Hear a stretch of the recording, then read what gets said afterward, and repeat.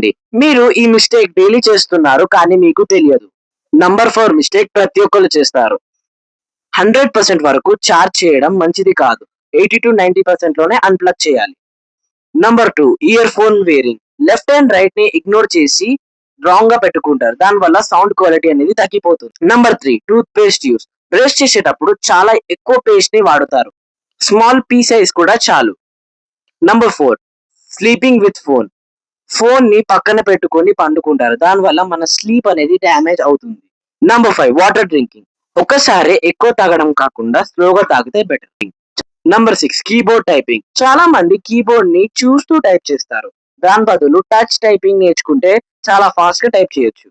Number 7 sitting posture. చాలా మంది వెనుకకి ఒరిగి కూర్చుంటారు. అదే బ్యాక్ పెయిన్ కి మెయిన్ రీజన్. ఈ స్మాల్ మిస్టేక్ డైలీ చేస్తూ హెల్త్ అండ్ టైం ని 2 వేస్ట్ చేస్తున్నా.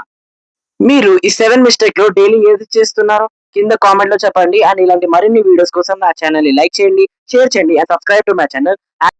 మీరు ఇన్‌స్టాగ్రామ్‌లో చూస్తున్నారా? ప్లీజ్ ఫాలో చేయండి.